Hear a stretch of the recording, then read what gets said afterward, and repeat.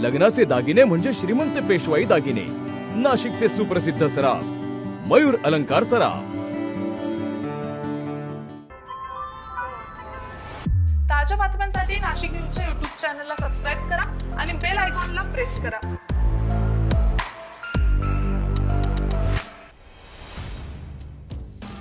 Maharashtra tribal public school society Nashik तथा आयुक्त आदिवासी विकास विभाग महाराष्ट्र राज्य संचलित एकलव्य मॉडेल रेसिडेन्शियल स्कूलमध्ये क्रीडा शिक्षकनी विषय अध्यापक कर्मचाऱ्यांची भरती 2018 आणि 2019 मध्ये झाली होती।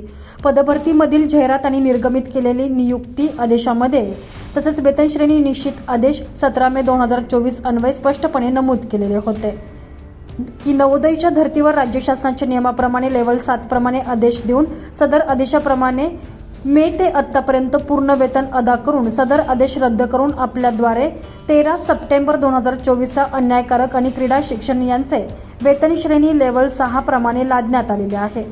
त्यामुळे या शिक्षकांचं मोठं नुकसान होत आहे। सदर नुकसानीबाबत आणि होत असलेल्या अन्यायाबाबत वेळोवेळी आयुक्तांना लेखी स्वरूपाचं निवेदन देण्यात आलेलं आहे। मात्र तरी देखील समाधानकारक प्रश्न मार्गी लागला नसल्यानं 24 डिसेंबर पासून नाशिक येथे क्रीडा शिक्षकनी विषय अध्यापक यांनी बेमुदत आमरण उपोषणाला सुरुवात केली। दरम्यान 3 दिवस आमरण उपोषण करून देखील प्रशासनाने कुठलीही या उपोषणकर्त्यांची दखल घेतली नाही।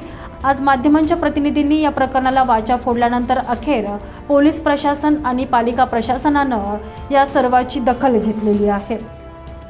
नमस्कार, माझं नाव दत्ता अंगद लिंबोरे, पुरुष अधीक्षक। या ठिकाणी आम्ही 24 डिसेंबर 2024 पासून या ठिकाणी पुरुष अधीक्षक प्रशिक्षित पदवीधर आणि स्त्री अधीक्षिका प्रशिक्षित पदवीधर आणि क्रीडा शिक्षकनी विषय अध्यापक आमच्या विविध मागण्यासाठी या ठिकाणी आम्ही बसलो आहोत। या आमरण उपोषणाचा आज आमचा 3रा दिवस असून या ठिकाणी अद्यापही आम्हाला कोणती आरोग्य व्यवस्थापन या ठिकाणी उपलब्ध झालेली नाही। त्याचप्रमाणे आम्ही या ठिकाणी 2 आमच्या वेतनातील तफावतीबाबत वेळोवेळी माननीय आयुक्त मॅडम यांना निवेदन दिले आहे, चर्चा केली आहे, परंतु आमच्या वेतनात निर्माण झालेले तफावतीबाबत अद्यापही कोणता ठोस असा निर्णय घेण्यात आलेला नाही।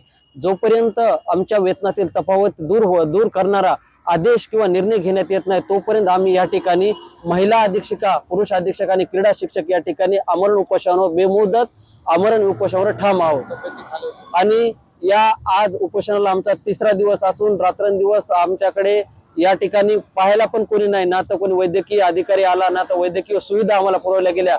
महिला या ठिकाणी आमच्या सोबत असून आज 2 जण आमचे अत्यावश्यक सकाळी झाले होते, त्यांना पण कोणी अद्यापही पाहण्यात आले नाही। आरोग्य व्यवस्था आम्हाला आजपर्यंत 3रा दिवस असून आमरण उपोषण 3रा दिवस असून आज आम्हाला कोणतीही सुविधा उपलब्ध झालेली नाही। आता आम्हाला शासनाच्या वतीनं चर्चेसाठी किंवा इतर आमच्या निर्णयाबाबत कोणीही बोलवलं गेलं नाही किंवा आमची भेट घेण्यासाठी आलेलं नाही।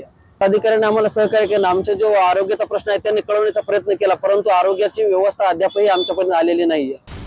3 दिवस आमरण उपोषणाला बसून देखील कर्मचाऱ्यांच्या आंदोलनाची दखल न घेतल्यानं यावेळी तीव्र रोष व्यक्त करण्यात आलेला आहे।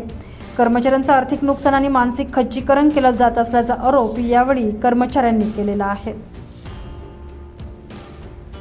संजय परमार, नाशिक न्यूज, नाशिक।